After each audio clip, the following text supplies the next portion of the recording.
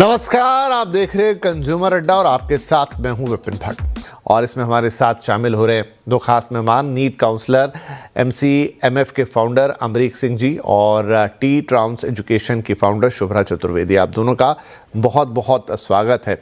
अमरीक जी, जितना मुझे याद पड़ता है कि जब पिछली बार भी ये सब मुद्दा उठा था, हमारी आपसे बातचीत हुई थी तब भी लगातार, तो देखिए एक बार फिर ये घटना घट गई है। अब ये घटना तो एक तरफ इसकी जांच, इस पर तमाम राजनीति, ये वो सब होता रहेगा, लेकिन सबसे बड़ी चिंता सर उन बच्चों की है।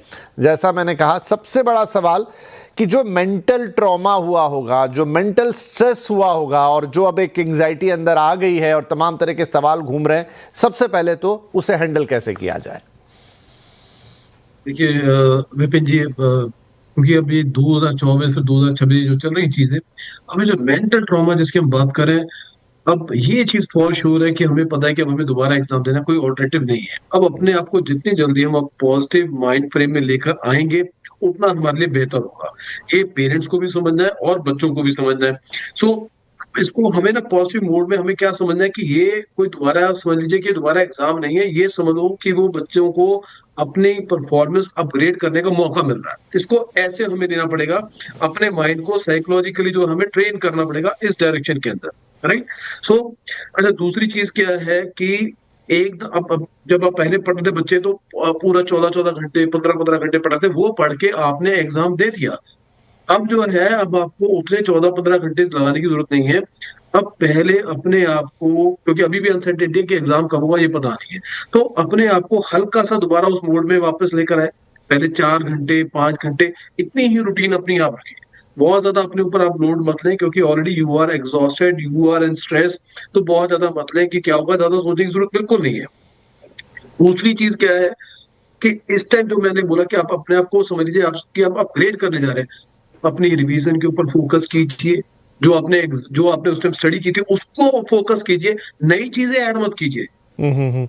राइट। नाउ एक प्लस पॉइंट क्या है, अब आपने एग्जाम बड़ी रिसेंटली दिया है। अब आपको ये भी पता लग गया था, अब जब आपका स्कोर आपके हाथ में आया था कि एनटीए की आंसर शीट आने के बाद, कि अब मेरी गलतियां कहां पर हुई थी, मैंने किस तरह की गलतियां की थी। सो इसको इसको अपॉर्चुनिटी को एक अवसर समझो आप। बच्चों को समझ लीजिए कि मेरे को एक अवसर मिल गया। अब समझिए मैं दोबारा जा रहा हूँ, पहले से बेहतर करके आऊँ। जो आपने जी। याद किया है, अभी 10-12 15 में आप भूलेंगे नहीं। बस अपने आप को जो स्ट्रेस लेवल है इसको कम करके दोबारा जाइए, रिवीजन कीजिए। जहां पर जो कमियां हैं, जहां पर आपने करेक्ट गलतियां की थी, उनको आप इंप्रूव कीजिए। इसके साथ जो आपके वीक चैप्टर से, जहां पर कंसिस्टेंटली आपकी गलतियां आ रही थी, उसको थोड़ा सा इंप्रूव कर लीजिए। क्वेश्चन की प्रैक्टिस करने का आपको समझिए 1 महीने का मौका और मिल जाएगा। इसको करेंगे तो उसके बाद मुझे लगता है कि आप पहले से बेहतर परफॉर्म कर पाएंगे। तो इसको यहाँ पर इस अपॉर्चुनिटी में, इस मुश्किल की घड़ी को भी आप एक अवसर समझ के पॉजिटिव फ्रेम ऑफ माइंड से इनको इनकैश जी, कीजिए। बहुत अच्छा सुझाव है कि अब जो हुआ सो तो हुआ, लेकिन पॉजिटिव अप्रोच रखी जाए, माना जाए कि मुझे और बेहतर करने का मौका मिल रहा है। अगर मेरा एक सवाल भी गलत हुआ था पिछली बार, तो वो भी सुधार लेने का मौका मुझे यहाँ पे मिल रहा है, शायद और बेहतर तरीके से रिवाइज कर पाऊंगा। शुभ्रा, लेकिन sometime it's easier said than done वाली बात होती है कि ये बात बिल्कुल सही है, क्योंकि इसके अलावा हमारे पास कोई चारा नहीं है। और ये वो तरीके हैं जो सर बता रहे हैं कि आपने क्या है भाई, जो कई बार बच्चों के चैप्टर छूट जाते हैं, कई बार आपको लगता है इस पे अच्छी प्रिपरेशन मेरी नहीं हो पाई।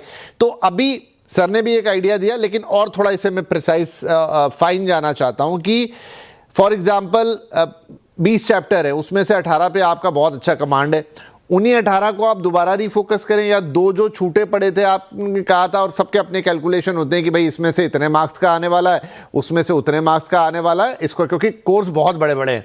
तो बेटर है कि आप जो बचा हुआ है उसको भी प्रिपेयर कर लें, या फिर जो आपका अच्छा है उसी पे ही फोकस लगाएं। बहुतों के मन में ये भी सवाल होता है।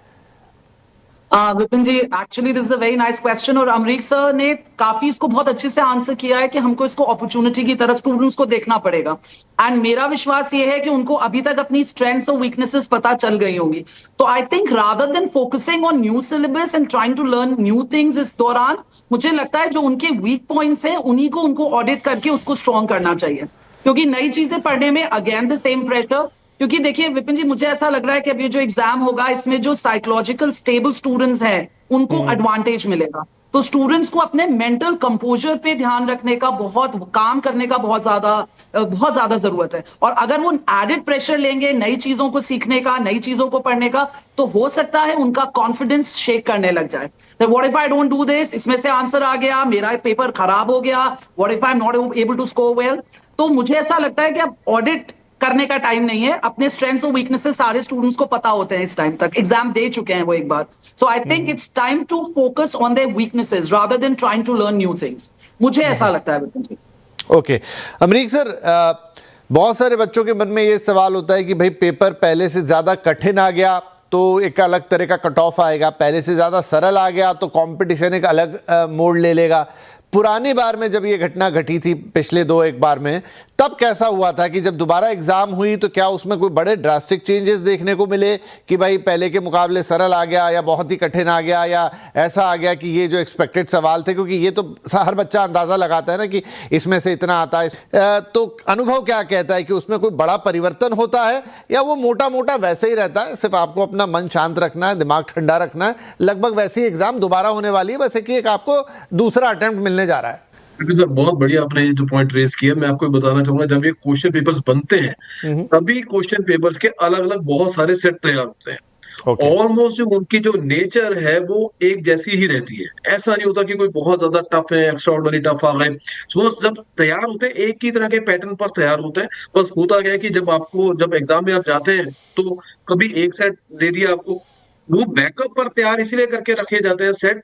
क्यों एनटीए ने बोला कि हम 8 से 10 दिन के अंदर आपको शेड्यूल तैयार कर देंगे, क्योंकि उनके पास ऑलरेडी क्वेश्चन सेट जो है वो ऑल्टरनेटिव जो है वो तैयार है और वो एक ही तरह की नेचर है। तो कोई डिफरेंस, कोई बहुत ज्यादा जो इस बार का पेपर आया था उससे कोई बहुत ज्यादा डिफरेंट पेपर नहीं आने वाला, जब मैं टफनेस की बात करूं उसके ऊपर, राइट। बस जो इम्पैक्ट जो है वो साइकोलॉजिकली ये है, क्योंकि जो बच्चों का देखिए कहीं ना कहीं, जो भी थोड़ी देर पहले आपने शुरू में भी कहा कि जो बच्चों ने एक विराम ले लिया था, एक रेस्ट ले लिया था, उससे जो उनका मोमेंटम था वो ब्रेक हो गया। उस मोमेंटम को दोबारा जो हमने लेना है, उस वजह से उनको डर लग रहा है कि वो जो मोमेंटम का जो गैप आ गया, तो उससे क्या वो दोबारा पकड़ पाएंगे उस ट्रेन को, क्या नहीं पकड़ पाएंगे। This is the question, right. तो क्वेश्चन पेपर तो ऑलमोस्ट वैसा ही आने वाला है। वापस आते हैं उसी पॉइंट के ऊपर, इनको चाहिए बच्चों को 3 बकेट फॉर्मूला अपनाना। 3 बकेट फॉर्मूला क्या चीज है? पहली बकेट के अंदर तो वही रखें जैसे बायोलॉजी है या एनसीईआरटी है, जिसमें इनका सबसे ज्यादा स्कोर आता है, उसी के ऊपर फोकस करें सबसे ज्यादा। सेकंड बकेट के अंदर जो है ये वो चीजें रख रहे हैं सेकंड बकेट के अंदर जहां पर इनकी कंसिस्टेंटली गलतियां हो रही है, कंसिस्टेंटली गलतियां हो रही है, जो पहले भी गलती करके है, जो अभी भी गलती करके है, उसको थोड़ा सा मतलब उसको भी टाइम दें थोड़ा सा।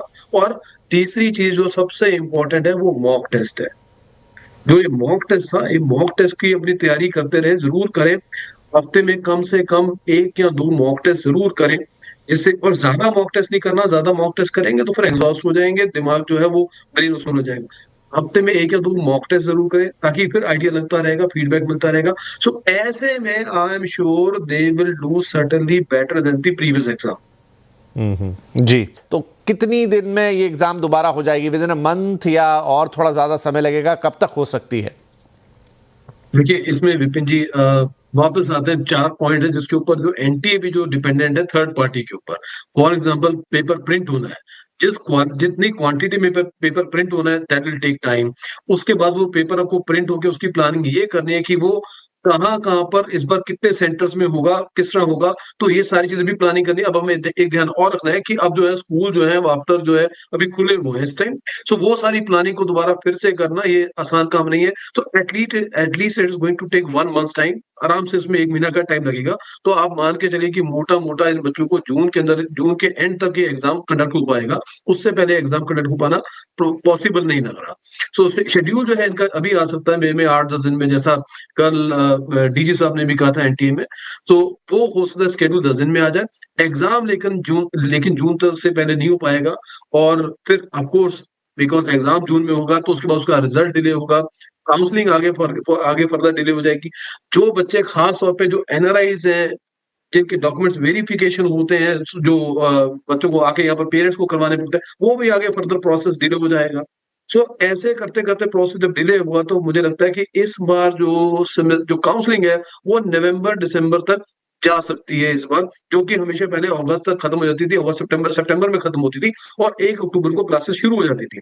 इस बार वो बैच पूरा का पूरा डिले हो जाएगा और दिसंबर से पहले वो स्टार्ट नहीं हो पाएगा। तो मोटी मोटी बात जो सर बता रहे हैं वो ये कि आप मान के चलिए तमाम स्टूडेंट्स पेरेंट्स कि जून एंड तक ये परीक्षा दोबारा इसकी कोई डेट आ सकती है, मतलब जून एंड के आसपास वो एग्ज़ाम होगी और जो काउंसलिंग की प्रोसेस है वो अब ईयर एंड के मतलब नवंबर दिसंबर सर कह रहे हैं कि वहाँ तक जा सकती है, या अक्टूबर पकड़ लीजिए, और पहले जो अगस्त सितंबर में ख़त्म हो जाती थी वो थोड़ा 1-2 महीने वहाँ से और आगे तक जाएगी। तो इसके लिए आपको मेंटली प्रिपेयर रहना है कि ये मोटा मोटा टाइम टेबल इस साल का हो सकता है। ऐसा नहीं है कि सरकार इस पे देख नहीं रही है, एजेंसीज इस पे देख नहीं रही आगे चल के, क्योंकि सरकार की साख का भी सवाल है, तमाम जो हमारी टेस्टिंग एजेंसी उनकी साख का भी सवाल है, तो उसको ऐसे ही छोड़ दिया जाए ये तो नहीं होगा। डेफिनेटली ये इम्प्रूव होगी, लेकिन इम्पॉर्टेंट ये है कि आपको अपने बच्चे की कैपेबिलिटी को किसी भी कारण से कम नहीं आंकना है। वो तो जो है टैलेंट उसमें है ही।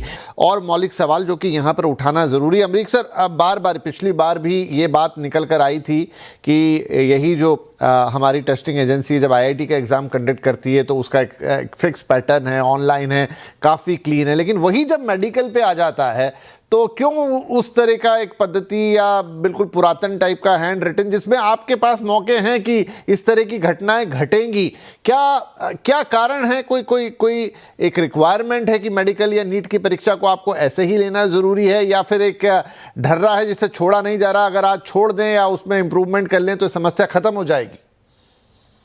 विपिन सर, आपने बहुत बढ़िया क्वेश्चन पूछा है, क्योंकि जो आपने बोला ये वाला पॉइंट कि क्या इसको कराना मतलब पुराने ढर्रे पे चलना कोई हमारी मजबूरी है। आज टेक्नोलॉजी इतनी एडवांस हो चुकी है और इस वाले पॉइंट के ऊपर ऑलरेडी मैटर उठ चुका था जब एनटीए ने बोला कि 23 लाख, क्योंकि इसको इसलिए ऑनलाइन करवाना पॉसिबल नहीं है क्योंकि 23 लाख बच्चा एग्जाम में बैठ रहा है, बच्चों की जो नंबर है वो बहुत ज्यादा है, इसलिए हम ऐसा ऑनलाइन नहीं करवा सकते।